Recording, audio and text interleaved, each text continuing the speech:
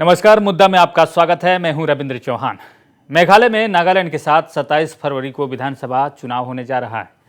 मेघालय में इस बार का विधानसभा चुनाव इसलिए भी खास है क्योंकि कल तक सत्ता में एक साथ रहे एनडीए गठबंधन के सभी घटक अकेले चुनाव लड़ रहे हैं। एनपीपी 57 सीटों पर चुनाव लड़ रही है, बीजेपी 60 सीटों पर चुनाव लड़ रही है, कांग्रेस पार्टी 60 सीटों पर चुनाव लड़ रही है, टीएमसी 56 सीटों पर चुनाव लड़ रही है तो यूडीपी 46 सीटों पर चुनाव लड़ रही है।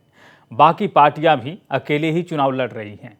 यहां अब पूरी संभावना है कि चुनाव के बाद कोई भी पार्टी किसी के साथ गठबंधन करेगी।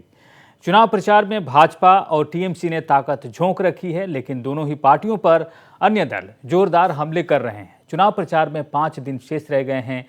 आज मुद्दा में मेघालय की आखिरी लड़ाई पर करेंगे बात। हमारे साथ मुद्दा में जुड़ रहे हैं कांग्रेस पार्टी के प्रवक्ता सुमित दुबे, सामाजिक कार्यकर्ता और साउथ शिलोंग से चुनाव लड़ रही एंजेला रंगत, वरिष्ठ पत्रकार दीपक वर्मा, ईस्ट शिलोंग से खड़ी उम्मीदवार वांगफीहुन खरसिनट्यू भी हमसे जुड़ेंगी और शिलोंग से हमारे चीफ ऑफ ब्यूरो अरिंदम दास और हमारे एडिटर नवरुण गोस्वामी भी हमसे जुड़ जाएंगे।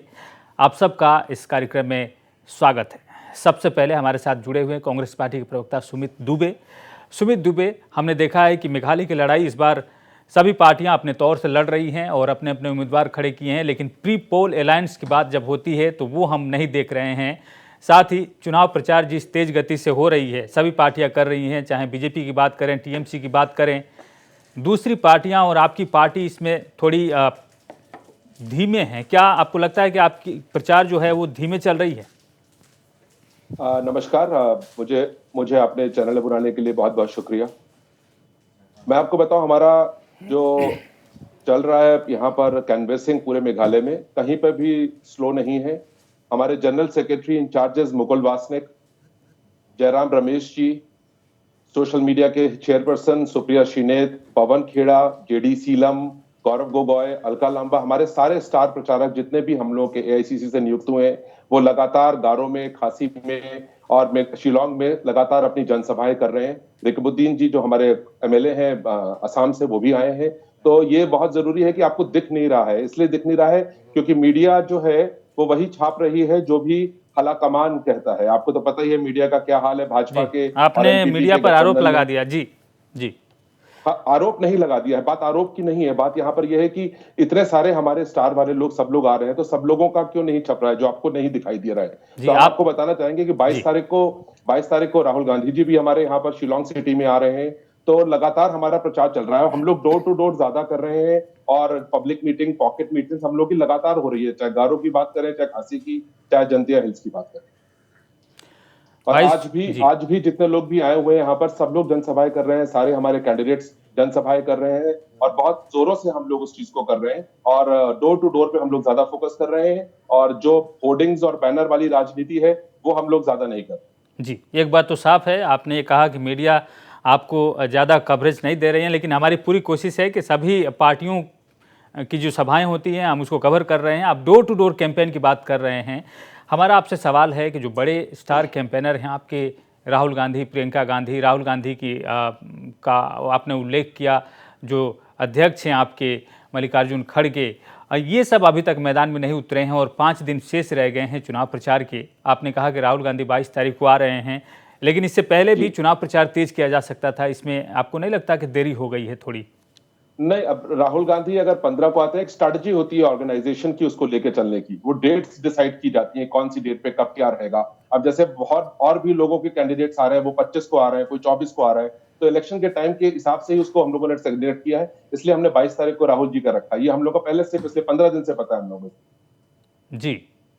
जी हमारे साथ वरिष्ठ पत्रकार हैं दीपक वर्मा स्थानीय जो मुद्दे हैं मेघालय को, इस पर नज़र रखते हैं। दीपक वर्मा, अगर हम बात करें मेघालय चुनाव में प्रचार की, तो हम जो पार्टियां हैं, बड़ी पार्टियां, भारतीय जनता पार्टी और तृणमूल कांग्रेस पार्टी, हालांकि इन दोनों पार्टियों का हमने नाम लिया, ये पिछले चुनाव में ज़्यादा कुछ खास नहीं कर पाई थी और अब मुख्य विपक्षी पार्टी है तृणमूल कांग्रेस पार्टी।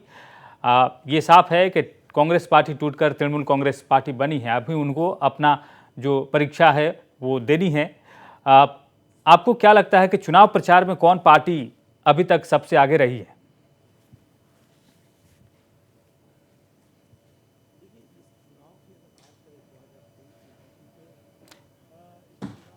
दीपक वर्मा, क्या सुन पा रहे हैं हमें?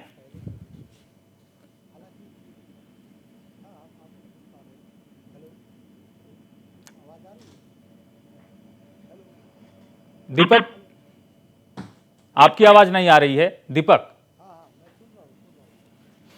हम ऑडियो को ठीक कर लेते हैं, तब तक सुमित दुबे जी के पास एक बार फिर चलते हैं।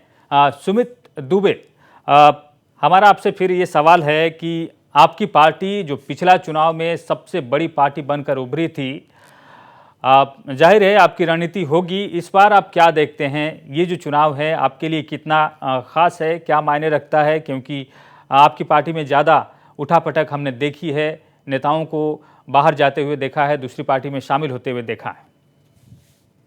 देखिए, मैं आपको एक चीज बताऊं कि कांग्रेस पार्टी के बहुत सारे एमएलए चले गए हैं, कुछ लोग टूट गए हैं, और एक बाहर की पार्टी टीएमसी, जो कि पूरी एकदम वॉयलेंट पार्टी है। वेस्ट बंगाल का तो आपको पता ही होगा कि उसका क्या वजूद है, और मुझे नहीं लगता कि मेघालय के लोग टीएमसी को एक्सेप्ट करेंगे। नंबर 1। नंबर 2, जो आप लोगों की जो लोकल पार्टी अपनी एनपीपी यूडीएफ है, जिसका भाजपा के साथ गठबंधन था, आपको पता होगा अभी 3 दिन पहले अमित शाह जी यहां पर आए और अमित शाह ने बोला है कि Meghalaya is the most corrupt state of the country. आप समझ सकते हैं कि वो होम मिनिस्टर होकर इस तरह के सेंटेंस करते हैं, 5 साल पूरा एंजॉय करते हैं एनपीपी के साथ गठबंधन में, 5 साल में उनको करप्शन नहीं दिखाई दिया। जब इनका गठबंधन बना नहीं तो वो अब इल्जाम लगाने लग गए अपने ऊपर। मतलब पहले खूब एंजॉय कर लो, खूब खा पी लो, पूरा करप्शन ले लो, हर चीज में करप्शन, कोल में हो, माइनिंग में हो, हर चीज में, और उसके बाद आप उसको अलग कर लें। आपने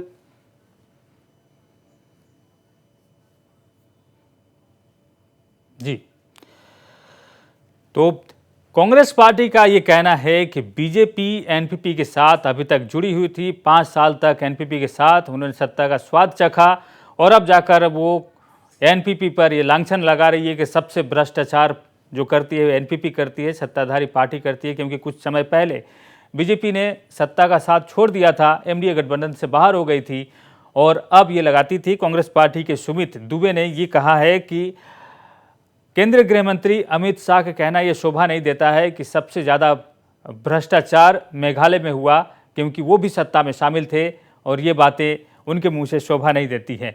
हमारे साथ दीपक वर्मा जो हैं पत्रकारों जुड़े हुए हैं, और एक बार फिर हम कोशिश करते हैं उनसे जुड़ने के लिए। सुमित दुबे हैं कांग्रेस पार्टी के, वो हमसे जुड़े हुए हैं, और सभी जो हमारे आज के अतिथि हैं, हम उनसे एक बार फिर अनुरोध करते हैं कि वो एक बार फिर हमसे जुड़ जाएं, क्योंकि जो उनसे जुड़ने का एक जो कनेक्शन है वो कट रहा है, फिर उसको हम ठीक कर रहे हैं। लेकिन आपको बता दें कि मेघालय में जिस तरीके से चुनाव प्रचार हुआ है, वो अब उसके नतीजे सामने आएंगे। अब ज़्यादा दिन नहीं रह गए हैं, 5 दिन शेष रहेंगे। हमारे साथ जुड़ गई हैं सामाजिक कार्यकर्ता एंजेला रंगत। एंजेला रंगत, आपका स्वागत है। एंजेला रंगत भी इस बार चुनाव में खड़ी हैं, साउथ शिलोंग से खड़ी हैं। एंजेला, अगर बड़ी पार्टी की बात करें, बीजेपी, टीएमसी और दूसरी पार्टी का जिस तरह से उन्होंने कैंपेन किया है, क्या उसका असर ज़्यादा होगा, या जो छोटी पार्टी हैं जो ज़मीन से जुड़ी हुई हैं, वहाँ लोकल लोगों से जिनका जुड़ना है, उनका असर होगा? क्या लगता है आपको? बहुत बहुत धन्यवाद आपको और दूसरे पैनलिस्ट को भी। मेरी हिंदी इतनी खास नहीं है, तो प्लीज बुरा मत मानिए। नहीं, बिल्कुल आप ठीक बोल रही हैं एंजेला रंगत, आपकी हिंदी बहुत अच्छी है।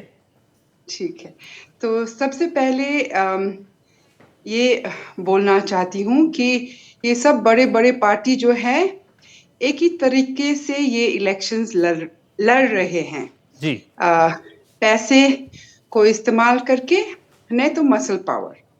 और मेघालय के इतिहास में लोग ज्यादा से ज्यादा कैंडिडेट को देखते हैं, और ये भी बहुत कठिन बात है कि मेघालय के इतिहास में ज्यादा से ज्यादा इंडिपेंडेंट कैंडिडेट्स जो इंडिपेंडेंट एमएलए बन जाते हैं, वो ही ज्यादा पॉलिसी और कानून ला पाते हैं।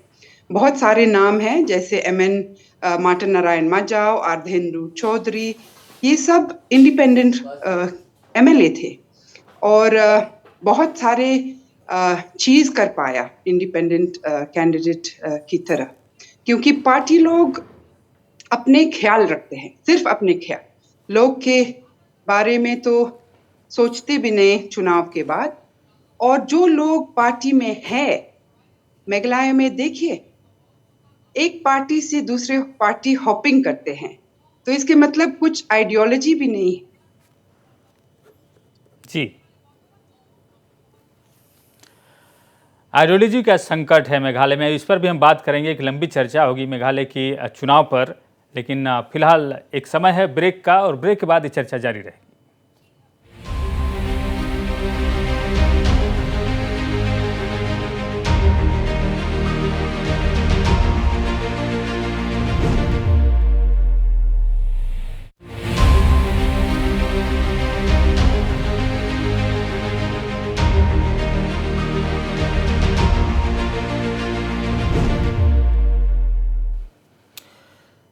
मुद्दा में आपका फिर से स्वागत है। मेघालय में सभी पार्टियां अकेले चुनाव लड़ रही हैं, लेकिन क्या ये सब चुनाव नतीजा आने के बाद आपस में मिलकर सरकार बनाएगी, ये बहुत बड़ा सवाल है। हमारे साथ चर्चा में जुड़ गए हैं न्यूज एडिटर नवरुण गोस्वामी।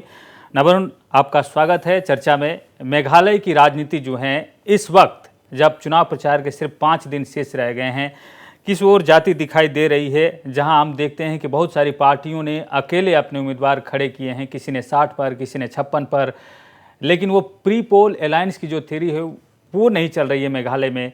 आप किस चीज़ का इंतज़ार किया जा रहा है पार्टियों द्वारा? जी देखिए रविंदर, मेघालय में प्री पोल अलायंस की थ्योरी कभी भी नहीं रही है। That's been the history of Meghalaya. हाँ, इस बार कुछ चीज़ अलग है। सबसे पहली बात तो फर्स्ट टाइम बीजेपी जो है 60 सीट्स में कंटेस्ट कर रही है मेघालय में, और सिर्फ कंटेस्ट ही नहीं कर रही है, बहुत ही जोरों शोरों से जो है कैंपेनिंग भी कर रही है। इससे पहले मुझे तो याद नहीं कि कभी मैंने देखा हो कि बीजेपी के जो टॉप लीडर्स हैं, आते थे एक बार prime minister, top leaders election से एक बार एक आध रैली अटेंड करते थे, लेकिन इस बार जो हम देख रहे हैं, जो टॉप लीडर्स फ्रीक्वेंटली आ रहे हैं। जेपी नड्डा जी आए, बीजेपी के नेशनल प्रेसिडेंट अमित शाह गारो हिल्स होकर गए, शिलोंग आ रहे हैं, prime minister Modi both Garo hills and Shillong जाएंगे। नेडा कन्वीनर हिमंत बिश्व शर्मा जो हैं वो एक तरह से कैंपिंग कर रहे हैं गारो हिल्स में। कल शिलोंग भी थे, उन्होंने कैंपेनिंग की, शिलोंग के जो पार्टी कैंडिडेट्स हैं उनके लिए एक इंटरनल मीटिंग भी की। तो इस तरह की कैंपेनिंग बीजेपी ने आज तक हिस्ट्री में कभी नहीं की। कहीं ना कहीं उन्हें लग रहा है कि हाँ, इस बार शायद से जो दो सीट जो अब तक जीत रही थी, शायद से वो रिकॉर्ड आगे बढ़े। हालांकि बीजेपी के नेता कह रहे हैं कि हाँ, इस बार हम सरकार बनाएंगे, सीएम बीजेपी का होगा। That we have to wait and see. But ये बात जरूर है कि बीजेपी इज एक्सपेक्टिंग कि एटलीस्ट जो हमारा रिकॉर्ड है उससे तो बिल्कुल इस बार इंप्रूव होना, और बहुत बड़ा चांस है। जी ठीक है नवरुण। सुमित दुबे हमारे साथ जुड़े हैं, कांग्रेस के प्रवक्ता, वो कुछ कहना चाहते हैं, लेकिन आपने जो बात की, कहीं कैंपेन का तरीका बदला, उस पर भी हम बात करेंगे। सुमित दुबे जी। मैं कहना चाहूंगा कि भारतीय जनता पार्टी के बड़े बड़े लीडर आ रहे हैं यहाँ पर और बहुत तूफानी पारी खेली जा रही है। आपको पता है, इन्होंने, भारतीय जनता पार्टी ने एक कैंडिडेट को फील्ड किया है, उसका नाम है बर्नार्ड मारक। उसकी हिस्ट्री पता है पूरे मेघालय को? मेघालय बहुत सेंसिटिव स्टेट है, बहुत खूबसूरत जगह है। यहाँ पर अगर आप मेघालय में देखेंगे, शिलोंग से लेकर गारो और खासी में, यहाँ पर महिलाएं हैं वही सशक्त हैं। वो जाती हैं, काम करती हैं, फैमिली को देखती हैं, सिंगल मदर हैं। और आपने एक ऐसे इंसान को दिया है जो अभी जेल करके आया है, रेप केसेस में, ब्रॉथल चलाता है। ये भारतीय जनता पार्टी का बेटी बचाओ बेटी पढ़ाओ एक उदाहरण दे रहे हैं मेघालय से। इनको सत्ता की भूख है, इनको चाहिए कि हमें सब सत्ता मिल जाए, मेघालय की मिल जाए। आपको पता है, पिछले 5 साल में पूरे हिंदुस्तान भर में भारतीय जनता पार्टी गाती रही कि नॉर्थ ईस्ट में खाता खुल गया है, मेघालय में हम लोग हैं, एनपीपी के साथ में है, एमडीए अलायंस बना हुआ है। तो क्या हुआ उसका? 5 साल में तो कुछ नहीं किया। इतने सारे स्कैम्स हुए हैं, इतनी सारी चीजें हुई हैं। और जो कैंडिडेचर बीजेपी ने दिया है बर्नार्ड का, वो ठीक है, अभी उनको सजा याफ्ता नहीं हुई है, लेकिन प्रॉब्लम नहीं हुई है। लेकिन ऐसे आदमी को जो महिलाओं ठीक तरीके से ना रखे, चीजें ना रखे, उसके ऊपर अच्छी इमेज ना रखे, हो सकता है वो कल इनका सीएम कैंडिडेट भी उसको डिक्लेयर कर दे, भले सीट एक भी ना आए इनकी। तो ये जो सोच है बेटी बचाओ बेटी पढ़ाई की, वो मेघालय में नहीं चलने वाली। जी सुमित जी, जरा ठहरिए, मैं आपको एक आंकड़ा दे देता हूं। इस बार जो उम्मीदवार आपने खड़े किए हैं, 60 उम्मीदवार, उसमें से 5 उम्मीदवार हैं, उनकी आपराधिक छवि है, उन पर अपराध के गंभीर आरोप लगे हुए हैं।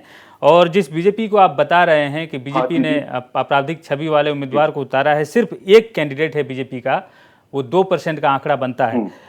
ये जो है आपराधिक छवि का एडीआर रिपोर्ट जारी करता है। इफेक्ट तो कितना पड़ता है, इफेक्ट कितना पड़ता है उसका जो अपराध है वो कितना संगीन है, उस पर आप थोड़ा विचार करेंगे। 420 बीसी करना एक अलग चीज है, किसी को उठा लेना अलग है। एक धारणा, एक मानसिकता, उस सोच को आप मेघालय के अंदर डालना चाहते हैं। जी ठीक है, ये तो माना ही जा सकता है कि जो आपराधिक छवि वाले उम्मीदवार हैं उनको जनता अपने नजर से देखेगी और जनता फैसला करेगी, लेकिन उम्मीदवारों की संख्या जो है, आपराधिक छवि वाले उम्मीदवारों की संख्या कांग्रेस पार्टी में ज्यादा है, बीजेपी से ज्यादा है। हमारा ये कहना था, बाकी जनता विचार करेगी, आपने सोच समझकर उम्मीदवार तय किए होंगे, लेकिन आप जब आरोप लगाते हैं दूसरी पार्टियों पर, तो अपनी पार्टी पर भी आपको देखना होगा। बात है, मेघालय वाले बीजेपी को नहीं आने देंगे। 5 साल रहकर उन्होंने कुछ नहीं किया, सिर्फ स्कैम्स किए यहाँ पर और कहते रहे पूरी दुनिया भर में कि हम काम कर रहे हैं। जी ठीक है। एंजेला रंगत, आपने शुरुआत में कहा कि जो इंडिपेंडेंट कैंडिडेट हैं वो बहुत कुछ कर सकते हैं, वो किसी पार्टी के अंदर नहीं होते हैं और उनकी आइडियोलॉजी से उनको मतलब नहीं रहता है, जनता के लिए काम करते हैं। लेकिन कई बार हम देखते हैं कि चुनाव के नतीजे जब आते हैं तब इंडिपेंडेंट जो कैंडिडेट हैं वो उन पार्टियों के साथ हो जाते हैं जो सत्ता में रहते हैं, तो ऐसे में वो इंडिपेंडेंट नहीं रह पाते हैं। आप इसको किस तरह से जस्टिफाई करेंगे, जो बातें आपने कही कि आप स्वतंत्र होकर ज़्यादा काम कर पाती हैं जब आप इंडिपेंडेंट कैंडिडेट हैं तब?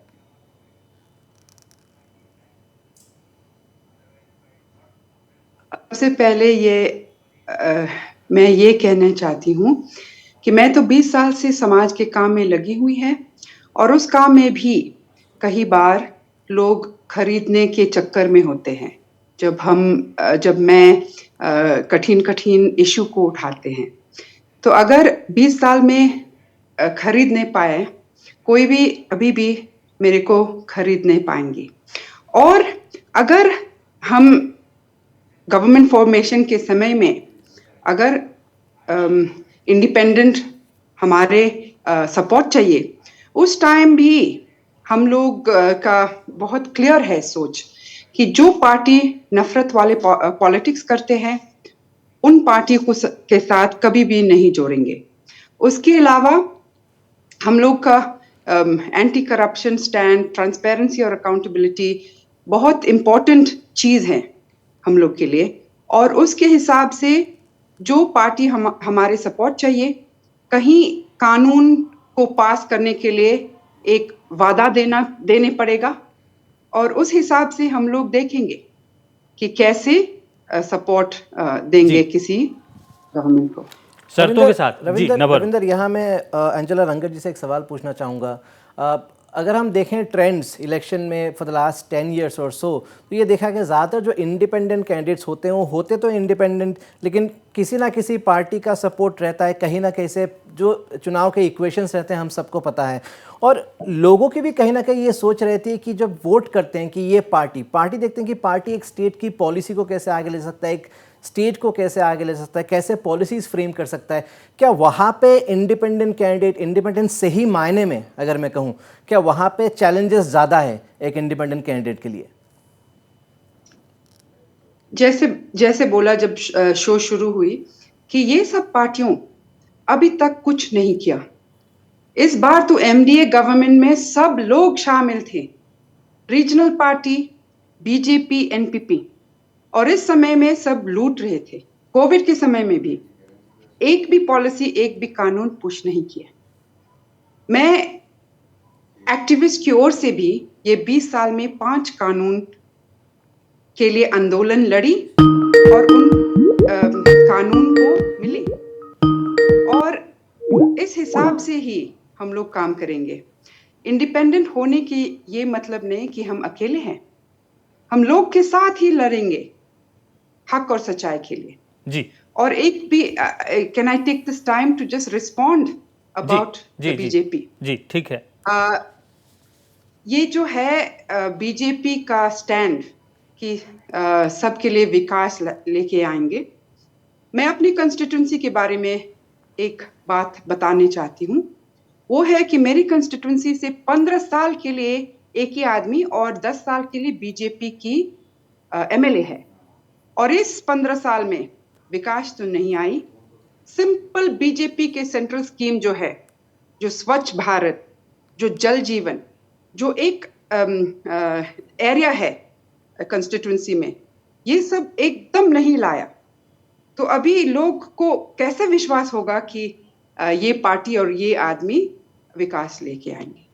जी, दीपक वर्मा हमारे साथ हैं। दीपक वर्मा, हमने सबसे पहले चुनाव प्रचार को लेकर आपसे सवाल किया था और आपकी बातें अधूरी रह गई थी, आप पूरी कर सकते हैं। नहीं, मतलब मेरा कहने का मतलब इस चुनाव में, ये 2023 चुनाव जो है, इसमें बहुत कुछ चीज़ें ऐसी हो रही है जो पहले कभी नहीं देखी गई थी। इसका कारण ये भी रहा है कि मतलब पहले सिर्फ दो पार्टी त्रिकोणीय मुकाबला रहता था, दो नेशनल पार्टियां और एक जो क्षेत्रीय पार्टियां है, तो उतना आक्रामक चुनाव प्रचार नहीं होता था। लेकिन इस बार जो चुनाव है वो चौकोणीय हो गया है, या मतलब पांच तरफा चुनाव हो गया, क्योंकि आप देख सकते हैं राष्ट्रीय पार्टी में बीजेपी है, अभी तृणमूल की एंट्री हुई है, कांग्रेस है ही यहाँ पर, ठीक। इस तरह से क्षेत्रीय पार्टियां भी है। तो ये हर पार्टी ये दावा कर रही है और अपनी तरफ से, और इस दावे के साथ साथ सबसे एक जो यहाँ के लोगों को एक बात जो हर्ट कर रही है, वो बहुत बड़ी बात है कि ये चुनाव प्रचार में पार्टियां एक दूसरे पर आरोप लगाने पर कहीं ना कहीं लक्ष्मण रेखा पार कर देती है, जिसको यहाँ के लोगों ने कई बार चुनावी नेताओं को ये कहा भी कि आप इन शब्दों का इस्तेमाल मत कीजिए। आपने जैसे चुनाव देखा होगा कि चुनाव प्रचार में कई पार्टियां बोलती है कि मेघालय बहुत भ्रष्ट है, मेघालय बहुत भ्रष्ट है, लेकिन उनका कहने का मतलब मेघालय भ्रष्ट नहीं है। हालांकि यहाँ की राजनीतिक पार्टियों में राजनेता भ्रष्ट हो सकते हैं, लेकिन मेघालय, तो कहने का मतलब उनका ये है, लेकिन डायरेक्ट कहीं ना कहीं ये यहाँ के लोगों को हर्ट कर रहा है। तो कई लोगों ने आपत्ति भी जताया है चुनाव आयोग के पास कि आप ये शब्द मत कहिए कि मेघालय भ्रष्ट है। चुनाव ये राजनीतिक पार्टियां जो है जो शब्दों का इस्तेमाल करती है, वो शब्दों को सोच समझ कर इस्तेमाल करें। तो इस तरह का जो हर पार्टी, तृणमूल जिसमें सबसे आगे है, वह आक्रामक रूप से प्रचार कर रही है, बीजेपी अब नहीं उतरी है तो वो भी आक्रामक रूप से प्रचार कर रही है, कांग्रेस भी कहीं ना कहीं अब आक्रामक हो चुकी है। ये नहीं कि कांग्रेस पीछे है, कांग्रेस भी कर रही है। लेकिन ये जो चुनाव प्रचार इस बार जो देखने को मिल रहा है, ऐसा पहले कभी देखने को नहीं मिल रहा था। जी, इस पर हम जरूर जवाब चाहेंगे, नवरुण गोस्वामी की भी प्रतिक्रिया चाहेंगे, लेकिन वक्त हो चला एक छोटे से ब्रेक का, और ब्रेक के बाद हम उनके पास जाएंगे।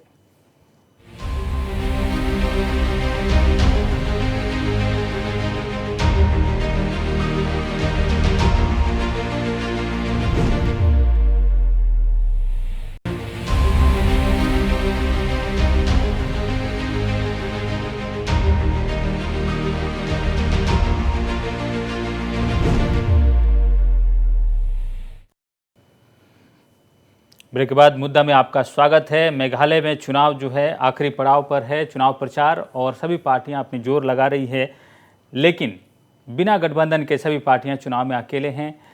चुनाव प्रचार का तरीका बदला है, और इसी पर जो बातें इससे पहले दीपक वर्मा जो वरिष्ठ पत्रकार हैं वो कह रहे हैं कि कई बार पार्टियां चुनाव करते करते आगे निकल जाती हैं और ऐसे शब्दों का इस्तेमाल करती है जो असंवैधानिक है, जो लोग नहीं चाहते हैं, और इस तरह के शब्दों का इस्तेमाल इस बार चुनाव प्रचार में हुआ है, सभी पार्टियों की तरफ से हुआ है।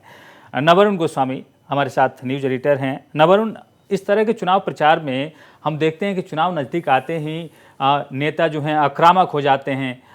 ये सवाल उठा ही रहे थे कांग्रेस पार्टी के प्रवक्ता जो हैं सुमित दुबे, वो भी कह रहे थे कि पहले 5 साल एक साथ आप थे, बाद में आप आक्रामक हो गए उसी पार्टी के खिलाफ, तो एक तरह से 2 मापदंड हो जाते हैं बातचीत करने का, और बाद में हम देखते हैं कि इतनी आक्रामकता, इस पर आप क्या कहेंगे?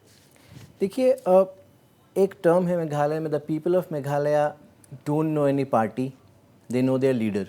जो मेघालय के लोग हैं वो किसी पार्टी को नहीं जानते हैं, वो सिर्फ अपने नेता को पहचानते हैं। तो जब बाहर से जैसे कि कैंपेनिंग होता है, टीएमसी जैसे कैंपेनिंग करे, हमने देखा कि अभिषेक बैनर्जी ने रिलीज एड्रेस किए, ममता बनर्जी फिर से आने वाली हैं, बीजेपी की भी नेता जो हैं कैंपेन कर रहे हैं and trying to reach out. एक जो ये हर बार स्ट्रेस करने की कोशिश कर रहे हैं, जो लीडरशिप जो है यही का रहेगा, and so the national parties also realise that जो मेघालय के लोग हैं वो अपने जो चार्ज जो है, कंट्रोल जो है, रिमोट जो है अपने स्टेट के नेता के हाथ में चाहते हैं। और ये पार्टी स्पेशली अगर आपने देखा होगा, चाहे वो तृणमूल कांग्रेस हो, चाहे वो बीजेपी हो, सब बार बार ये करें कि हम यहाँ नहीं आएंगे, चलाएंगे डॉक्टर मुकुल संगमा, चलाएंगे अर्नेस्ट माउरी, चलाएंगे एल हैक, चलाएंगे बर्नार्ड मराक, या फिर चलाएंगे चार्ल्स पिंगरो। तो इस पे भी काफ़ी स्ट्रेस दिया जा रहा है। हालांकि एक जो दीपक वर्मा ने जो कहा वो भी है कि जैसे कि मेघालय एक करप्ट स्टेट है, कहीं ना कहीं एक जो है कम्युनिकेशन में वहाँ पे शायद से कोई गैप हो रहा है, जिसके लिए people definitely will take offence. But national parties are also trying their best to convey कि जो ये यहाँ की लोकल लीडरशिप, जैसे Trinamool, TMC was facing an issue, जो स्पेशली खासी जयंती हिल्स में जो इसके जो टीएमसी के जो राइवल्स हैं, they have been projecting it as a Bengal party. उसको लेके एक बहुत बड़ा विवाद भी खड़ा हुआ था। इनफैक्ट मुकुल संगमा ने, आपको याद होगा, नॉर्थ ईस्ट लाइफ के साथ ही बात करते हुए कॉनरेड संगमा को इवन एक रेशियल कमेंट कहा था उसमें। कॉनरेड संगमा ने कहा कि अगर भाजपा बंगाल में टीएमसी के लिए एक बाहर की पार्टी है, तो फिर मेघालय में टीएमसी भी मेघालय के लोगों के लिए एक बाहर की पार्टी है। सो ये बिल्कुल हम देख रहे हैं, और ये उन नेताओं को ही पता है, इसलिए स्ट्रेस बार बार इसी चीज़ में दिया जा रहा है कि जो लोकल लीडरशिप है, कंट्रोल उन्हीं के हाथ पे रहेगा। जी, सुमित दुबे, आपकी पार्टी ने तो इस तरह के शब्दों का इस्तेमाल नहीं किया है, आप क्या कहना चाहेंगे इन पार्टियों के आरोप प्रत्यारोप पर? देखिए, मैं आपको एक चीज बताऊं, जो बात मैंने पहले कही थी, आप होम मिनिस्टर हैं, आपको इतना अति संवेदनशील शब्द मेघालय की जनता के लिए नहीं करना चाहिए। जब आप उस पार्टी के साथ 5 साल लगातार रहे हैं, तब आप अपना अकेला चुनाव लड़ने के लिए आप तो बोल रहे हैं, वो भी पूरे Meghalaya state. Number 1। Number 2, Meghalaya, इनका जो अपना खुद का स्टैंड है बीजेपी का, वो कुछ नहीं। आप किसी भी राज्यों में देख लीजिए किस तरीके से क्रिश्चियनिटी पे हमला होता है, किस तरीके से बाकी रिलीजन पे हमला होता है। ये कहने के लिए है बेटी बचाओ बेटी बढ़ाए, बट रियलिटी में ऐसा कुछ नहीं होता। ये क्या करेंगे ये लोग, यहाँ पर मेघालय को डिस्पुट से चलाएंगे और एक को आसाम। ये सुमित दुबे जी, और डेमोक्रेटिक सुमित जी देखिए, हमले तो राजस्थान में भी हो रहे हैं, अब कहना ये कि देखिए, अब कांग्रेस की अगर हम बात करें, यहाँ पे कांग्रेस की बात करें, अभी मुकुल संगमा ने रिसेंटली, नवरुण, ये सवाल हम आपको माफी चाहते हैं रोकने के लिए, सवाल आप पूछ लीजिएगा उनसे, लेकिन फिलहाल कोनराड संगमा जो मेघालय के मुख्यमंत्री हैं, उनका बयान सामने आ रहा है और सीधे मेघालय से आ रहा है, आपको दिखाते हैं।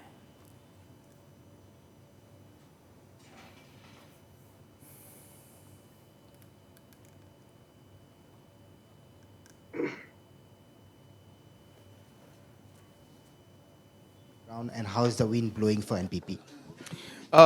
It's very positive, and people have seen the work that has happened in the last 5 years. And in spite of the challenges we faced with COVID, there has been a lot of work that has happened at the grassroots level. And therefore, we are very confident that people will vote for the work that has been done and will give the NPP another chance. And I'm sure that this time will come out with much higher numbers than before. Will you be able to form government on your own? Well, we do hope we can. We are seeing the trend moving towards that number. But of course, it's election, so we cannot obviously predict for sure. But seeing the trends and seeing the wave, the positive wave is coming from everywhere, we are confident that we should be able to cross the magic number. As the day of election is nearing, war of word is escalating between your ally, BJP. In fact, Union Home Minister launched a scathing attack on you, saying that it was a corrupt state. The development funds which came from the center never reached the people, and it all went to NPP and you. Well, 5 years the BJP was part of this government, and and that time everything was fine. And in these 5 years when we worked together, it was the central government which has certified in many platforms and in many awards that have been given to Meghalaya for its excellent performance when it comes to the implementation of schemes, the overall excellent work that has been going on in different sectors. So whether it's JJM, we have been given an award by the president.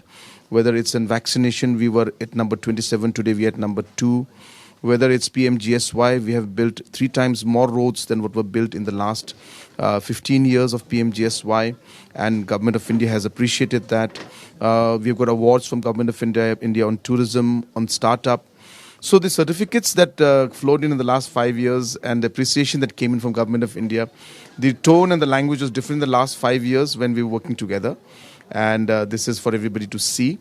But as election came, and of course the election language has now come in. So maybe for election purposes, they are saying these kind of things. But their work and the certificates that they have given in the past 5 years have been very different. And they've appreciated the work of Meghalaya. Well, the Union Home Minister also said that only two families were benefited, Conrad Sangma's family and Dr. Mukul Sangma's family, whereas the jobless youth of the state were left high and dry. We have done most probably the maximum any government has done when it comes to the different kind of works that have been there for the youth, whether it's through entrepreneurship, by pushing the different sectors in the state, or tourism, or food processing, or different kind of businesses that the youth can start. So we have been doing a lot, in fact, for the youth, and a lot of youth-centric processes are there. It is very simple and easy for anybody to come in and give a speech and talk about one or two families only benefiting. This is not correct at all. And in fact, the state as a whole today has seen a huge improvement in many sectors, and the state finally is moving forward in the aspect of development. Well, yesterday, NEDA convener and Assam Chief Minister Dr. Himanta Biswa Sharma has said in Shillong that during last election, you both parties came together because you had to keep the Congress at bay. So what do you feel? Was it a marriage of convenience, which has right now is over and the honeymoon is over? No, it's not like that. We have been, in fact, supporting NDA in the past in many governments, be it in the center or be it in the states.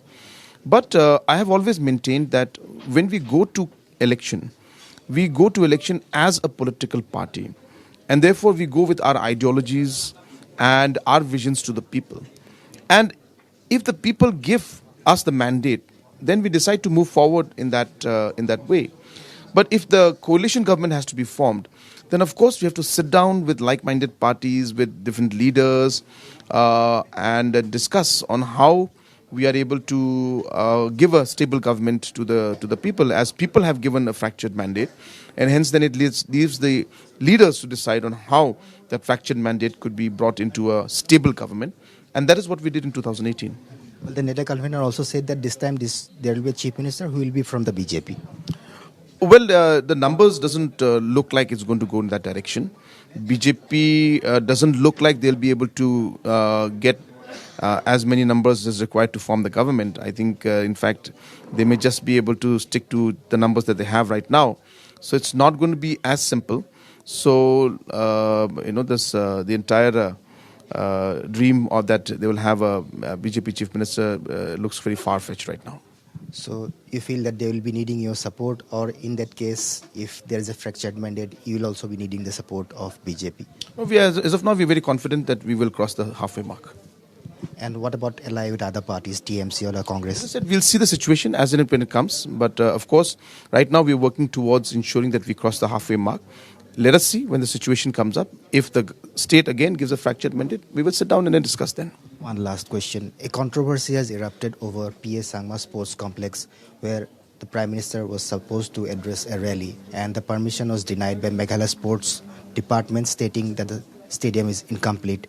And the BJP is saying that you are fearing that it's the uprising of the BJP that you have stalled this rally at PA Sangma Stadium, and the stadium is incomplete.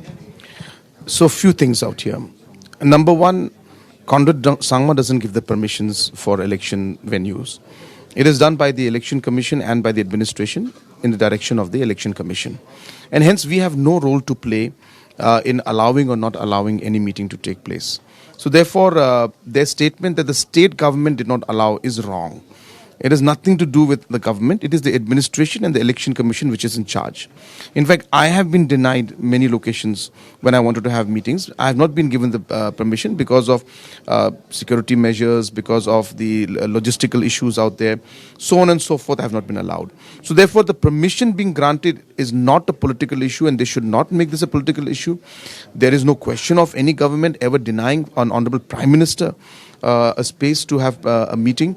But as I said, if you look at it and try to make it a political issue, then that's wrong. That's number one. Number two, is that the stadium is in two parts. One is a part where there is an indoor stadium where the construction has started and it's going on in full swing. And one is a stadium part, which is the football stadium, which is a natural turf. And that has been completed. But the other part, which is the indoor, has not been completed. So we inaugurated only the football stadium part right now. Now, it is a natural turf. I'm presuming that the administration may have felt, number one, that it being a natural turf, it'll be very, very destructive if thousands of people come and are in that venue and chairs are put in. It'll spoil the entire natural turf, and tomorrow you'll have to spend crores to repair it. That could be one of the reasons.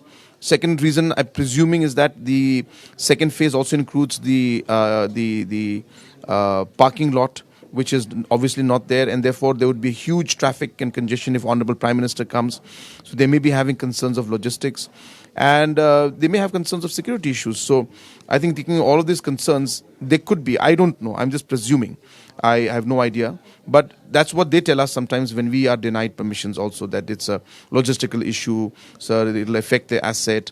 So we are presuming in the same lines they must have done this. So I would like to tell the BJP organization that they should not make this a political issue.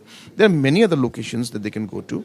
If the administration is not allowing, they should talk to the administration. Why are they bringing in Conrad Sangma and government into this thing? As I said, Conrad Sangma himself doesn't get permission sometimes from the administration and the election commission, and we also fight with them, and still they don't give it to us. So that's how election is. So it's not in direct control of me as an individual or as chief minister.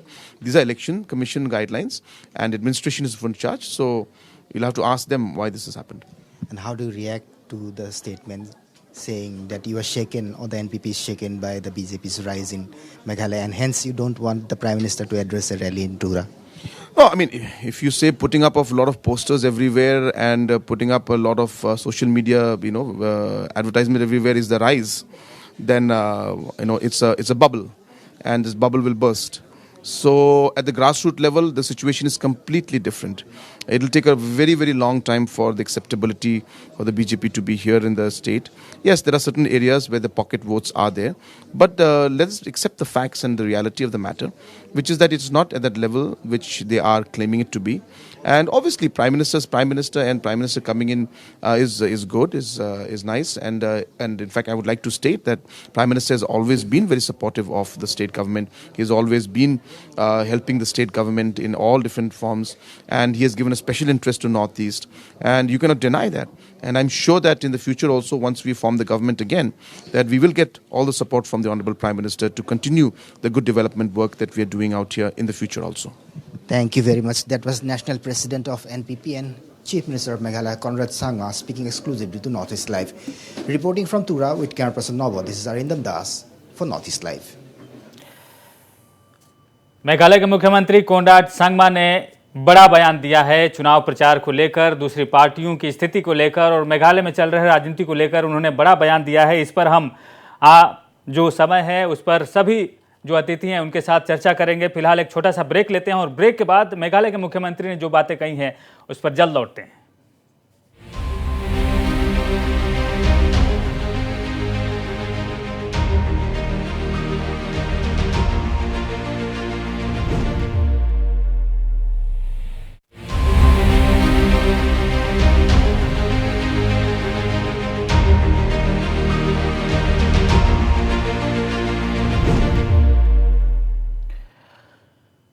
Break के बाद आपका स्वागत है। मेघालय की राजनीति किस ओर जा रही है, इसका अभी अभी आभास मुख्यमंत्री के बयान से लगा, जहां नॉर्थ ईस्ट लाइव से एक्सक्लूसिव बातचीत में उन्होंने कई बातें कही हैं। उन्होंने कहा है कि जो बातें हो रही हैं कि एनपीपी के साथ बीजेपी इतने दिनों तक थी, तो बीजेपी को उन्होंने कहा कि बीजेपी सिर्फ अपना उद्देश्य को देखती है और उद्देश्य पूरा होने के बाद उन्होंने ये भी कहा कि बीजेपी अब तक उनका साथ दे रही थी और सर्टिफिकेट दे रही थी गुड गवर्नेंस का, लेकिन अचानक से उन्होंने अपने सुर बदल लिए और बीच में विवाद भी खड़ा हुआ है स्टेडियम को लेकर। जिस स्टेडियम में प्रधानमंत्री की सभा होने वाली है उस स्टेडियम को अनुमति नहीं देने या टाल मटोल करने का, उस पर भी उन्होंने बातें रखी है।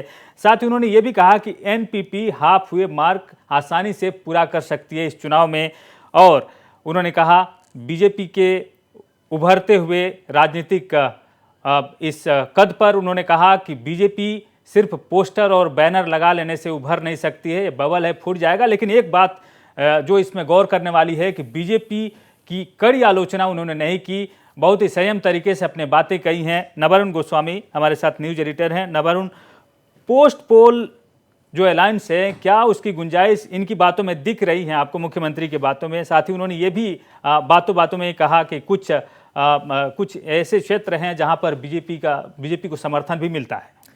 जी बिल्कुल, देखिए रविंदर, जो एनपीपी के स्टेट प्रेसिडेंट हैं डॉक्टर WR खरलुकी, चुनाव से अभी करीब 2-3 हफ्ते पहले उन्होंने एक बात कही थी जो बहुत ही महत्वपूर्ण है।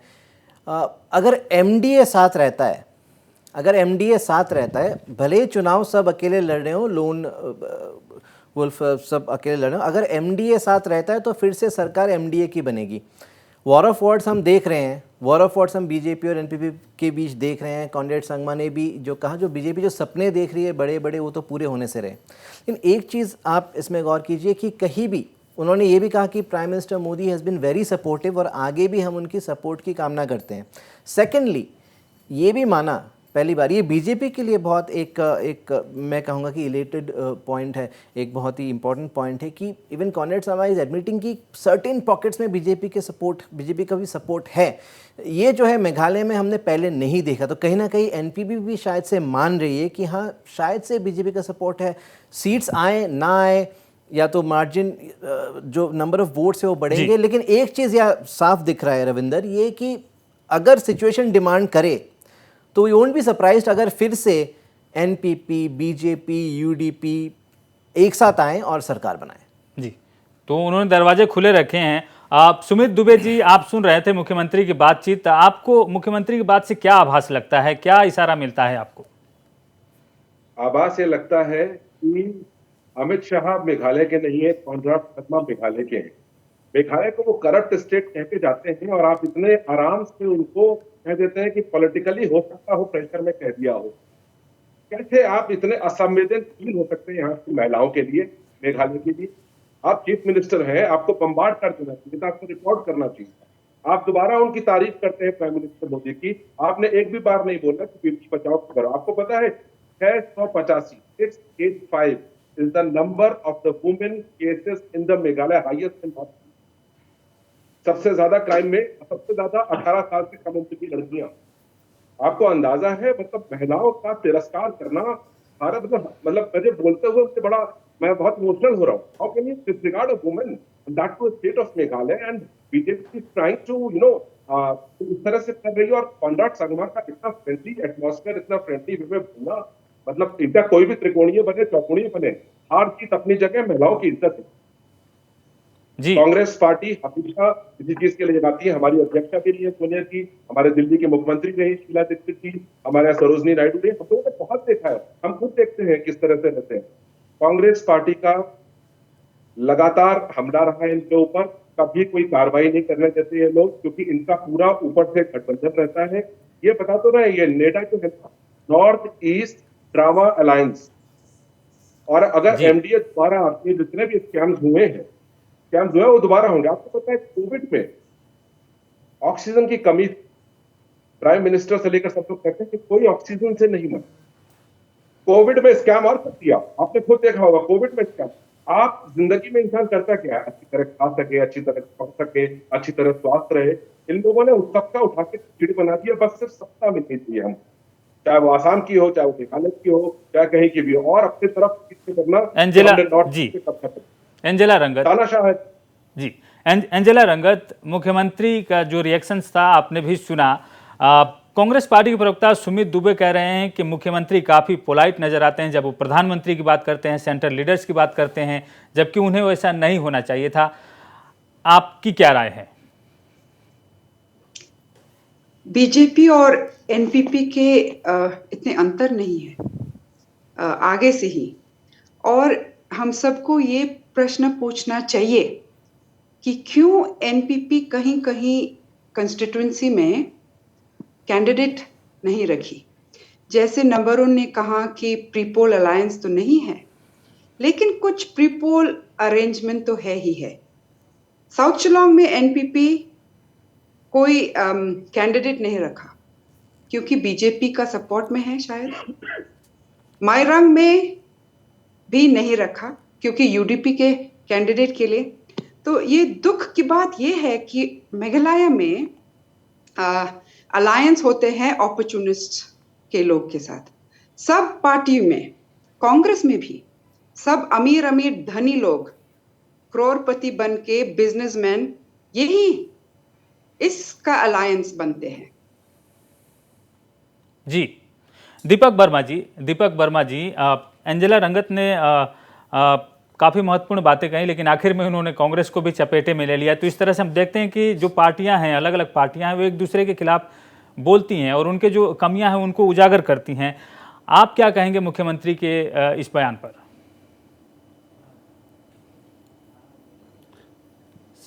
सबसे पहली बात मैं आपको ये कहना चाहूँगा, अभी जो मेघालय में जो राजनीतिक जो चुनाव प्रचार चल रहा है, इस पे मुझे एक फिल्म का गाना याद आ रहा है। वो गाना ये है कि शिकवा करे या शिकायत करे पर मोहब्बत हम तुम्ही से करें। आप ये चीज़ देखिए, मैं ओवरऑल एक चीज़ दिखा रहा हूँ। हर राजनीतिक पार्टी कह रही है कि हम जनता की अदालत में हैं, हम जनता की अदालत में हैं, जनता फैसला करेगी। आप अदालत में हैं, एक कटघरे में बीजेपी खड़ी है, एक कटघरे में एनपीपी खड़ी है। कल तक आप उस अदालत के सामने, उस जनता के सामने ये कह रहे थे कि हमारी एमडीए अलायंस बहुत अच्छी चल रही है, और फिर आप उसी अदालत में कह रहे हैं कि नहीं वो अच्छी नहीं है, वो खराब है। आप ये क्यों भूल रहे हैं कि ये सिर्फ चुनाव है, चुनाव के बाद पिछले जनता के सामने आना पड़ेगा। Verma ji, to be fair to the BJP है, ठीक है, एक साथ हैं, to be fair to the BJP, we should point out कि पिछले 1.5 सालों से लगातार अटैक कर रही थी बीजेपी एनपीपी को। ये गौर करने वाली बात है वर्मा जी, और सभी पैनलिस्ट हैं, उनको ये जानना होगा। ने ये कहा था कि वी वांट, मैं किसी पार्टी के खिलाफ नहीं बोल रहा हूँ। मैं बोल रहा हूँ कि हमारे राजनीतिक दलों को ये सोचना पड़ेगा कि हमको इस चुनाव के बाद जनता की अदालत में जाना पड़ेगा, और जनता ये पूछेगी कि कल आप उसको गाली दे रहे थे, आज आप उसको दोस्त बता रहे हैं। तो ये जगह उन्हें बना कर रखना पड़ेगा कि आप जिस अदालत, जिसे आप जज बोल रहे हैं, आप तो उस जज को कंफ्यूज कर रहे हैं।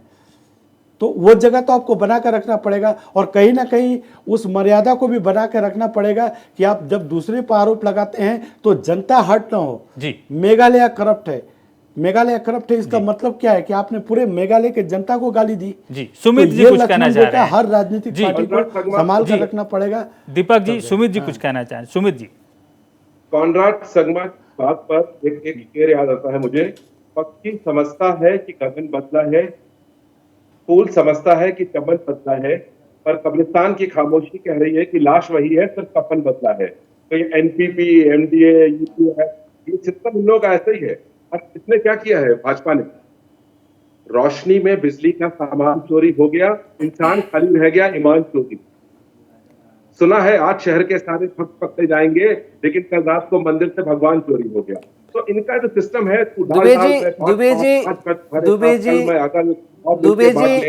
ये मेघालय बर्दाश्त नहीं कर। दुबे जी, जब शेरो शायरी की बात चल रही है तो एक आध मैं भी सुना दूं। एक सदमा तो है मुझे भी कि तुझसे जुदा हूं मैं, लेकिन ये सोचता हूं कि अब तेरा क्या हूं मैं। क्या कहीं ना कहीं कांग्रेस को ये नहीं लगता, अगर आज मुकुल संगमा एंड टीम साथ होते, Congress had a real chance? क्या ये आप कहीं ना कहीं रिग्रेट है मेघालय कांग्रेस में? नहीं, रिग्रेट किस चीज का भाई? देखिए ऐसा है, जब लोभ लालच चीजें बढ़ जाती है ना, तो उसकी कोई सीमा नहीं होती। अब मैं इस पे कमेंट ना करूं तो बेटर ही है, क्योंकि हमने तो कभी नहीं कहा जाने को अपने आप को मैं है। तो अच्छा है कि चीजें छटती जाएंगी, अच्छे लोग रहेंगे। कांग्रेस को लोगों ने दिल से प्यार किया है और चीजों का रहा है कि जनता का चुनाव है और जनता का बदलाव लेकर आएगी मेघालय। जी जी जी, अब आखिरी सवाल, बस कुछ सेकंड में आपको उत्तर देना है। सुमित दुबे जी, क्या आप आज भी मुख्य विपक्षी के रोल में देखते हैं? क्योंकि शुरू में तो आप ही मुख्य विपक्षी पार्टी थी, जो टीएमसी आपकी पार्टी से निकलकर लोग हो गए, अब टीएमसी को मुख्य विपक्षी कहा जाता है। देखिए, ये चुनाव हमेशा जिताया है। अगर टीएमसी के है वो कांग्रेस के ही जीते हुए, राइट? अब ये जनता का फैसला, जनता कांग्रेस प्यार करती है और love and affection and that is जी। तो आप सब जी बिल्कुल, अब समय का इंतजार रहेगा, जनता वोट करेगी और जनता पसंद करेगी अपने उम्मीदवारों को जिन्हें जनता चाहती है। बस हमें इंतजार करना है 2 मार्च तक का, और मेघालय का जो चौतरफा मुकाबला है उसे कौन जीतेगा ये साफ हो जाएगा, और इस पर हमारी पूरी पैनी नजर रहेगी। आप सबका इस कार्यक्रम में शामिल होने के लिए बहुत बहुत धन्यवाद। नमस्कार।